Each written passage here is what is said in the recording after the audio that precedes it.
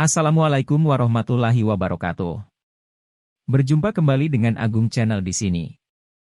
Di tayangan kali ini saya akan membahas kisah di balik penciptaan WhatsApp. Ada cerita menarik di balik tayangan yang satu ini.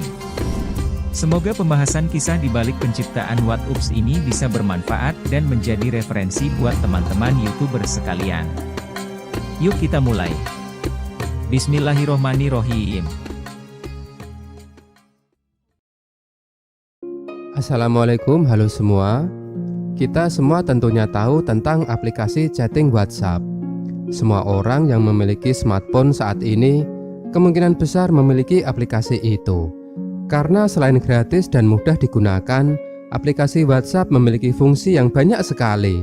Bisa buat chatting, update status, kirim gambar dan dokumen, juga melakukan panggilan suara dan video. Lalu siapa sih sebenarnya pendiri WhatsApp? Apakah ia memiliki gelar pendidikan yang tinggi dan datang dari keluarga yang kaya raya? Ternyata tidak. Malahan, pendiri WhatsApp itu berstatus DO alias tidak tamat kuliah. Dia juga dulunya adalah pemuda miskin yang bahkan pernah menjadi gelandangan gara-gara tidak memiliki uang sama sekali. Sebelum melanjutkan ceritanya, yuk bagi yang belum subscribe dulu channel ini dan bunyikan lonceng tanda notifikasinya biar tidak ketinggalan video cerita terbarunya. Namanya adalah Jan Koum. Ia lahir pada tanggal 24 Februari 1976 di daerah bernama Vastik di bagian Kiev, negara Ukraina, Eropa Timur. Ayahnya bekerja sebagai manajer konstruksi yang biasanya membuat sekolah dan rumah sakit di Ukraina. Tetapi upahnya tidak besar, tidak cukup untuk membiayai keluarga.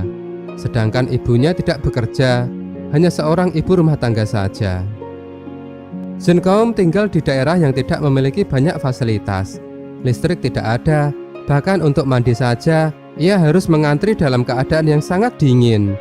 Karena kota tempat tinggalnya memiliki suhu di bawah 20 derajat Celcius. Saat itu terjadi gejolak politik di Ukraina dan meningkatnya gerakan anti-Yahudi. Keluarga Jan Koum tidak bisa hidup tenang karena Jan Koum dan keluarganya adalah keturunan Yahudi, sehingga mereka seperti dikejar-kejar dan mendapatkan perlakuan yang diskriminatif.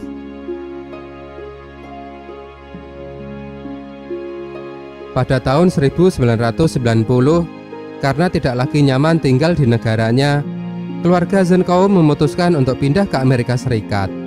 Karena selain alasan keamanan, keluarga Jan Koum pun berharap bisa mendapatkan kehidupan yang lebih baik di sana. Jan Koum tinggal bersama ibu dan neneknya di sebuah apartemen yang kecil dan pengap. Sementara ayahnya masih tinggal di Ukraina dan akan menyusul ke Amerika sesegera mungkin. Tapi malang, pada tahun 1997, saat masih di Ukraina, ayahnya meninggal dunia. Jan Koum begitu sedih karena tidak bisa menghadiri pemakaman ayahnya. Tetapi Jan Koum tidak boleh terus bersedih. Ia harus berjuang untuk hidupnya. Tidak ada orang yang akan mengetuk pintu rumahnya lalu datang menyelamatkan hidupnya. Ia harus berusaha sendiri. Hidup di Amerika sangatlah keras. Jan Koum harus gigih agar bisa terus bertahan hidup. Keluarga Jan Koum pun berjuang. Ibu bekerja sebagai pengasuh anak, sedangkan Jan Koum sendiri menjadi penyapu toko. Ia bahkan pernah bekerja sebagai pengangkut sampah dan tukang cuci piring di tempat makan. Ia melakukan apa saja demi mendapatkan uang untuk bertahan hidup. Saking sulit kehidupannya saat itu, Jan Koum mengandalkan jatah makanan gratis yang diberikan oleh pemerintah untuk para tunawisma atau juga biasa disebut gelandangan.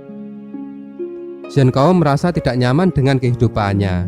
Ia ingin mengubah nasib. Ia pun bersekolah. Kemampuan berbahasa Inggris membuatnya bisa mendapatkan salah satu sekolah di Amerika. Jan Koum adalah orang yang cepat belajar. Ia mampu memahami pelajaran yang rumit dengan mudah.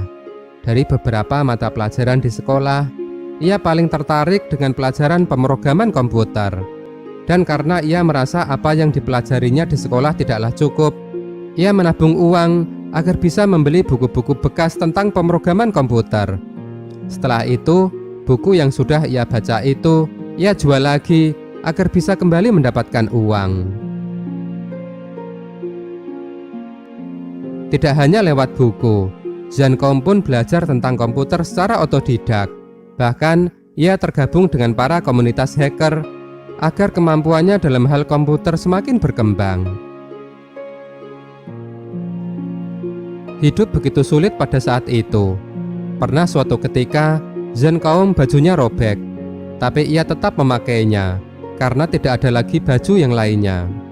Saat di sekolah, teman-teman itu mentertawakannya. Zhan Kaum merasa malu, tapi tidak ada yang bisa ia lakukan selain hanya berdiam saja. Malam harinya ibu menjahit bajunya itu. Karena ia tidak memiliki uang untuk membelikan baju baru untuk anaknya, Zhan Kaum melihat perhatian sang ibu dan ia menjadi begitu bersedih. Ia berjanji di dalam hati, jika suatu saat nanti ia memiliki banyak uang, ia akan membalas budi ibunya dengan membelikannya baju yang banyak dan bagus-bagus. Setelah lulus sekolah, Zhan Kaum masuk ke Universitas San Jose. Pada tahun 1997, kejadian bersejarah terjadi pada kehidupan Zhan Kaum. Ia bertemu dengan Brian Acton, seorang karyawan dari perusahaan Yahoo yang kemudian menjadi teman terdekatnya.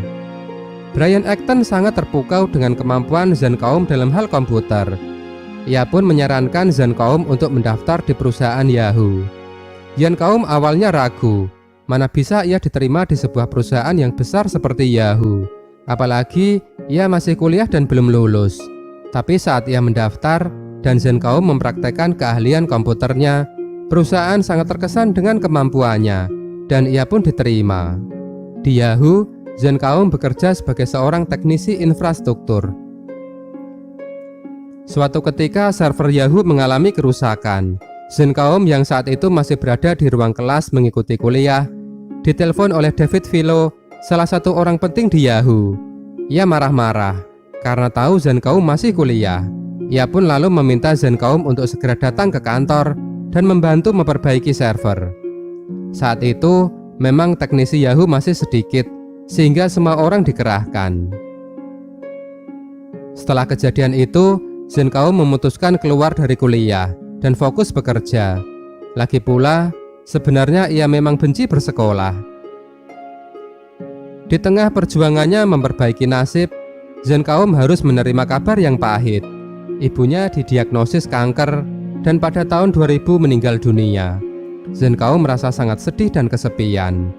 Beruntung sang sahabat, Brian Acton, terus mendukungnya.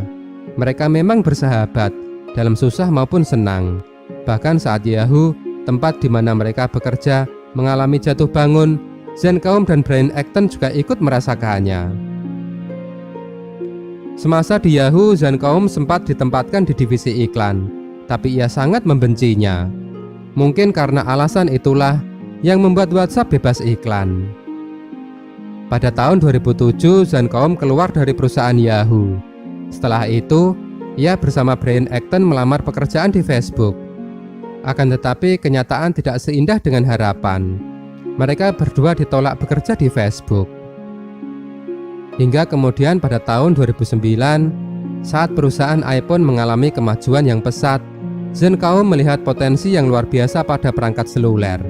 Karena sebelumnya, perangkat seluler itu hanya bisa untuk melakukan telepon dan mengirim SMS. Tapi dengan iPhone, telepon menjadi seperti komputer dalam genggaman. Tentu saja sebagai seorang pemrogram komputer, hal itu sangat menarik bagi dirinya.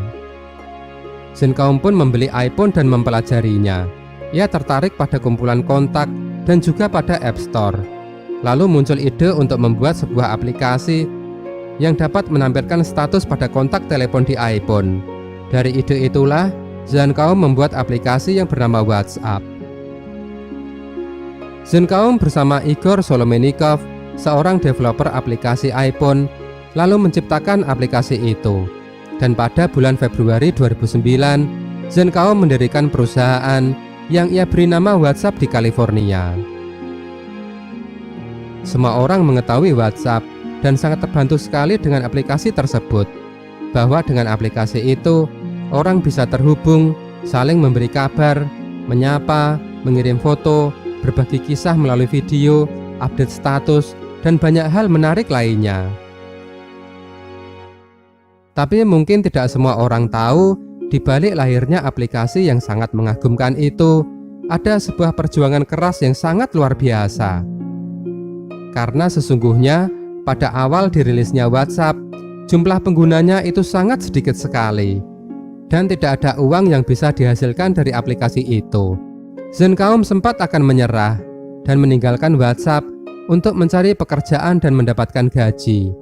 Tapi sang sahabat Brian Acton melarangnya. Ia mengatakan, "Kamu jangan bodoh, kamu sudah bekerja sejauh ini. Kalau kamu menyerah, semuanya akan sia-sia."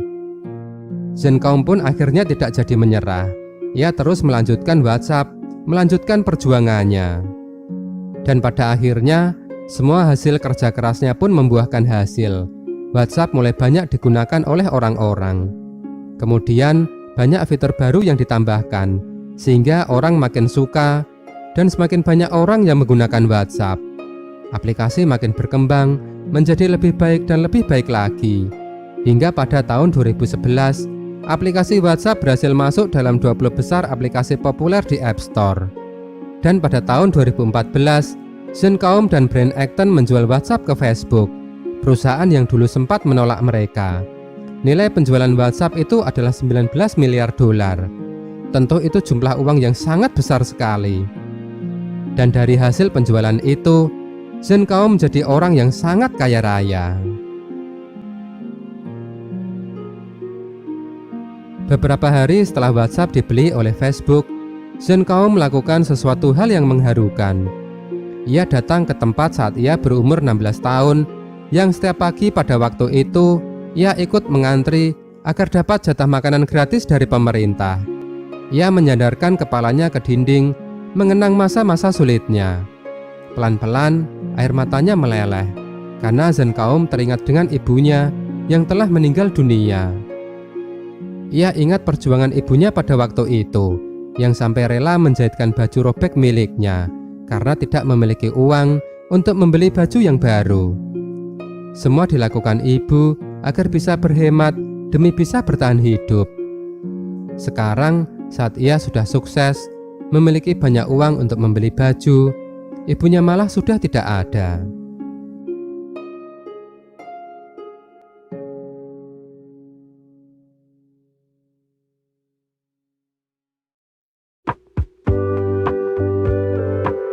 Terima kasih sudah menonton video ini. Jika kalian suka, yuk klik tombol like, berkomentar, dan share videonya ya. Dan jangan lupa subscribe sebagai bentuk dukungan kamu kepada channel ini. Terima kasih.